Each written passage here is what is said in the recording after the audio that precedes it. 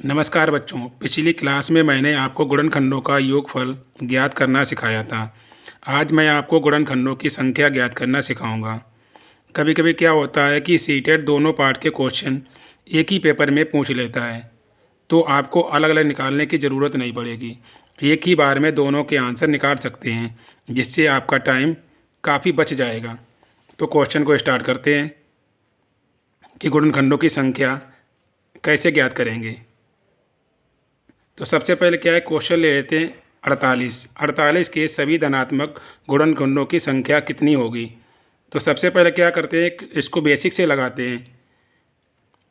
तो सबसे पहले हमने क्या किया, 48 ले लिया। ठीक है। ये तो सबसे पहले क्या करते हैं कि ऐसी वे संख्याएं जो 48 को डिवाइड कर जाती हैं, मतलब ऐसी वे संख्याएं जो 48 को डिवाइड करें, वे हमारी क्या कहलाएंगी, 48 के गुणनखंड कहलाएंगी संख्याएं। तो सबसे पहले क्या लेते हैं, एक नंबर, ये भी क्या 48 को डिवाइड कर जाएगा। फिर क्या 2, ये भी 48 को डिवाइड कर जाता है। फिर क्या 3, ये भी 48 को डिवाइड कर देगा। 4 लेंगे, ये भी 48 को डिवाइड। फिर 6 लेंगे, ये भी 48 को डिवाइड कर जाएंगे। इसके बाद 8, ये भी 48 को डिवाइड करता है। इसके बाद 12, ये भी 48 को डिवाइड करेगा। इसके बाद 16 संख्या, ये भी 48 को विभाजित करती है। फिर 24 लेंगे, इसको ये भी 48 को डिवाइड करेगी। इसके बाद 48 लेंगे, ये भी 48 को डिवाइड करती है। इसके अलावा कोई ऐसी संख्याएं नहीं जो 48 को डिवाइड करें। तो ये जो सारी संख्याएं आई हैं, यही गुणनखंडों की संख्या होंगी। तो इसको काउंट कर लेते हैं, 1 2 3 4 5 6 7 8 9 10। तो गुणनखंडों की संख्या कितनी हो गई, 10। तो ये हमारा आंसर आ गया। लेकिन इसको हमने लगाया तो बहुत टाइम लग गया। कभी कभी क्या होता है कि अगर कोई संख्या एक छूट गई तो हमारा आंसर क्या गलत हो सकता है, और इसको सोचने में काफ़ी समय लग जाता है। तो इसको क्या बेसिक तरीके से ना लगा के शॉर्ट तरीके से लगाते हैं। तो तरीका स्टार्ट करते हैं। 48। तो सबसे पहले क्या करते हैं, कि 48 के गुणनखंड निकाल लेते हैं। तो गुणनखंड निकालने का तरीका आपको पता होगा। 48 इसको निकालेंगे इतना, 2 से करेंगे तो कितना 24, 2 से डिवाइड करेंगे कितना 12, फिर से 2 से डिवाइड करेंगे 6, फिर 2 से डिवाइड करेंगे 3, फिर 3 से डिवाइड करेंगे कितना 1। तो फैक्टर हमारे कितने आ गए, 2 मल्टीप्लाई 2 मल्टीप्लाई 2 मल्टीप्लाई 2 मल्टीप्लाई 3। तो इसको लिखने का तरीका एक और, 1 2 3 4, तो 2 की पावर 4 ये भी लिख सकते हैं, और कितना 3, ये सिंगल है इसलिए इसकी पावर क्या 1। तो संख्या कैसे निकालेंगे, 2 की पावर कितना है 4, तो जितनी पावर होती है उससे एक ज़्यादा संख्या ले लेते हैं।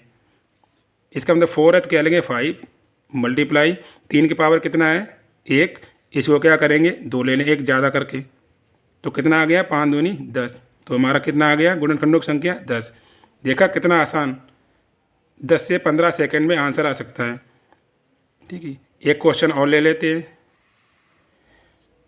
48 के सभी धनात्मक गुणजों का, या 48 के सभी धनात्मक गुणनखंडों की संख्या। तो इसको भी बेसिक तरीके से शॉर्ट तरीके से लगाते हैं। सबसे पहले क्या करते हैं, 48 के फैक्टर कर लेते हैं। ठीक है।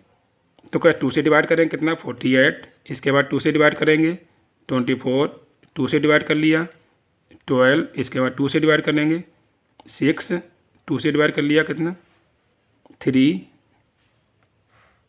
इससे 2 से डिवाइड कर लिया, 3 से डिवाइड करेंगे 1 आ गया। तो फैक्टर हमने लिखा है 96 के कितने आ गए, 2 multiply 2 multiply 2 multiply 2 multiply 2 multiply 3। तो इसको ऐसे लिख सकते हैं 2 मल्टीप्लाई 2, 1 2 3 4 5, 2 की पावर 5 मल्टीप्लाई 3, इसकी पावर 1, क्योंकि 3 एक बार है इसलिए 1 लिख लिया। तो संख्या कितनी हो जाएगी हमारी, वही हमने तरीका बताया था, जितनी पावर होती है उससे एक ज़्यादा लिख लो। 6, ये पावर कितना 2, तो कितना हो गया 12। तो हमारा आंसर कितना आ गया 12। तो 96 के गुणनखंडों की संख्या कितनी होगी 12। इसी प्रकार एक क्वेश्चन और ले लेते हैं और प्रैक्टिस कर लेते हैं क्वेश्चन की। ठीक है। इस क्वेश्चन में क्या करेंगे कि इस क्वेश्चन में दोनों पार्ट लगाएंगे, गुणनखंडों की संख्या तथा गुणनखंडों का योगफल। दोनों निकालेंगे। तो सबसे पहले क्या करते हैं, गुणनखंडों की संख्या निकालना शुरू करते हैं। तो सबसे पहले 210 के फैक्टर कर लेते हैं। 210 के फैक्टर करेंगे तो सबसे पहले 2 से डिवाइड कर लीजिए। 2 1 जा 2, 0 करें 2 5, ठीक। इसके बाद 5 से डिवाइड कर लीजिए,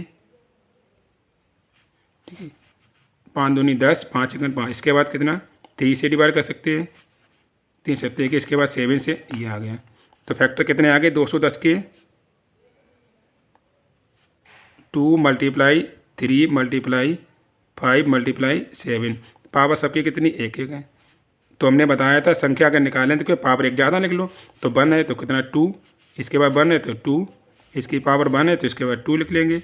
1 है तो 2, तो 2 दूनी 4 दूनी 8 दूनी 16। इसका मतलब 16। ये गुणनखंडों की संख्या हमारी 16 आ गई।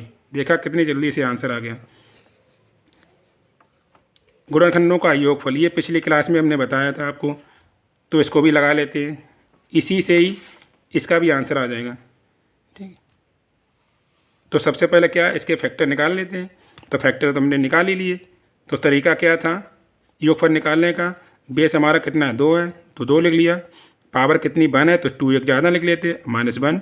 नीचे कितना 2 - 1 मल्टीप्लाई, बेस कितना 3, पावर 1 ज़्यादा करते थे, -1 3 - 1 मल्टीप्लाई, पावर 1 ज़्यादा कर लेंगे, -1 5 - 1 मल्टीप्लाई 7 2 - 1 अपॉन 7 - 1।